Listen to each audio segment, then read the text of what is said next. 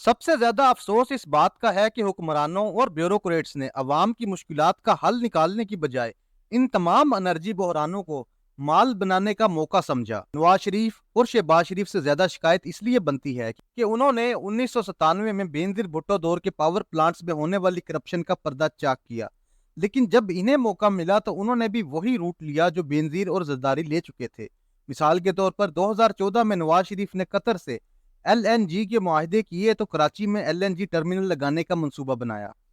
شروع میں اس منصوبے کی لاگت 3 ارب روپے لگائی گئی، لیکن پھر اسے راتوں رات 13 ارب روپے کر دیا گیا۔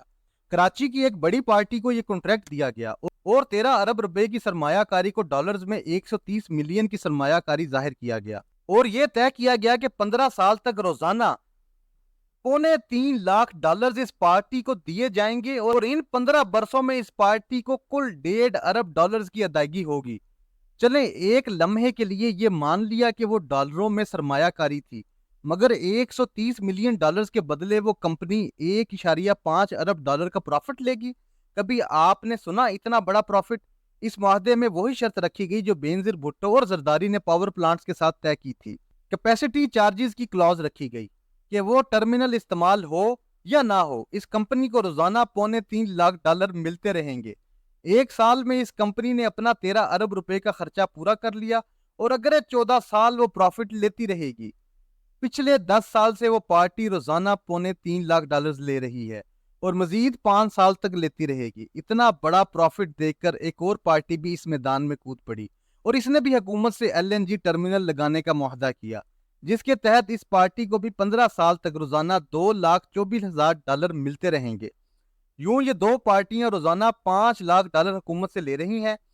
یہ معاہدہ 2014 میں نواز شریف دور میں شاہد خاقان عباسی نے کیے تھے، جو آج کل ٹی وی پر سنبھالے نہیں جاتے۔ جس پاکستانی کمپنی نے پاکستان میں ٹرمینل پر قطر سے آنے والی ایل این جی کارگو شپ کو سمندر سے ایک پائپ لائن کے ذریعے ری گیسیفائی کر کے سوئی گیس سسٹم میں ڈالنا تھا، اسے بھی ڈالروں میں ادائیگی کی ڈیل دی گئی۔ قطر کو ڈالر دینے کی سمجھ آتی ہے کہ آپ ایک غیر ملک سے گیس خرید رہے ہیں، لیکن آپ دو پاکستانی پارٹیوں کو کیسے ڈالروں میں ادائیگی کرنے پر راضی ہو گئے؟ عمومی طور پر گیس اور پیٹرولیم سیکٹر میں پروفٹ مارجن 15 سے 20% ہوتا ہے، لیکن ان دونوں ڈیلز میں پارٹیوں کو ڈالروں میں 45% تک پروفٹ دیا گیا۔ ان دو پارٹیوں کو ڈالروں میں یہ ڈیل اس وقت دی گئی جب اسحاق ڈار نے پاکستانی تاریخ کے مہنگے ترین قرضے لیے اور ایئرپورٹس اور موٹر وے تک گروی رکھے جا رہے تھے، اور تو اور ریڈیو پاکستان اسلام آباد اور P T V headquarters کو بھی گروی رکھ کر قرضہ لینے کا پروگرام بن گیا تھا۔ اسحاق ڈار نے 500 million dollars euro bonds float کیے اور دنیا کی تاریخ کا مہنگا سودا ادا کرنے کا معاہدہ کیا۔ ڈار نے وہ 500 ملین ڈالرز بانڈز خریدنے والوں کو 8.25% پر پروفٹ دینے کا فیصلہ کیا۔ دنیا کے دیگر ممالک جن میں ترکی بھی شامل ہے نے بانڈز فلوٹ نہیں کیے، کیونکہ اس وقت عالمی مارکیٹ فیوریبل نہیں تھی۔ ڈار نے پھر بھی بانڈز فلوٹ کیے اور مہنگا ترین قرضہ لیا۔ مزے کی بات یہ ہے کہ جب ڈار 8.25% پر مہنگا قرضہ لے رہا تھا، اس وقت بھارت کی ریلائنس کمپنی نے 700 ملین ڈالرز مارکیٹ سے اکٹھے کیے اور ریٹ 2.25% دیا۔ اندازہ کریں عالمی مارکیٹ میں ایک بھارتی کمپنی کی ریٹنگز ایک نیوکلیئر ریاست سے زیادہ نکلی اور کم سود کی ریشو پر قرضہ ملا۔ جب ڈار سے پوچھا گیا اتنا مہنگا قرضہ کیوں لیا گیا، تو جواب ملا ہم پاکستان کی عالمی ساکھ چیک کر رہے تھے، غلطی ہو گئی۔ یہ غلطی نہیں تھی، یہ باقاعدہ ایک پلان تھا، کیونکہ ایک دن پتا چلا کہ یہ مہنگے ترین بانڈز خریدنے کے لیے پاکستان سے کچھ بڑے سیاسی لوگوں اور ان کے قریبی دوستوں نے 70 ملین ڈالرز باہر بھیج کر وہ خرید لیے، کیونکہ ان پر ملنے والا پروفٹ اتنا زیادہ تھا جو ان کی 7 نسلوں کو سنوار سکتا تھا۔ اس کا مطلب بڑا واضح تھا کہ پاکستان کے اندر موجود لوگوں نے پاکستان کو مہنگی ترین شرائط پر وہ قرضہ دیا تھا۔ بانڈز کے پیچھے یہی لوگ تھے جنہوں نے لمبا مال کمایا۔ جب یہ بات سامنے آئی کہ دراصل کچھ بڑے پاکستانیوں کو فائدہ دینا مقصود تھا، تو اس پر سینٹ کی فائنانس کمیٹی کے چیئرمین سلیم مانڈوی والا نے اجلاس میں وزارت خزانہ کے افسران کو بلا لیا کہ وہ ان پاکستانیوں کے نام کمیٹی کے ساتھ شیئر کیے جائیں جنہوں نے 70 ملین ڈالرز پاکستان سے باہر بھجوا کر وہ بانڈز خرید کر لمبا ہاتھ مارا۔ سیکرٹری خزانہ ڈاکٹر وقار مسعود نے ان پاکستانیوں کے نام کمیٹی کے ساتھ شیئر کرنے سے انکار کر دیا۔ انہوں نے کہا کہ وہ بینکنگ سیکریسی قانون کے تحت یہ نام نہیں دے سکتے۔ کمیٹی ممبران کے تمام تر دباؤ کے باوجود ان بڑے لوگوں کے نام ظاہر نہیں کیے جنہوں نے مہنگے ترین مارک اپ پر حکومت پاکستان کو قرضہ دیا تھا۔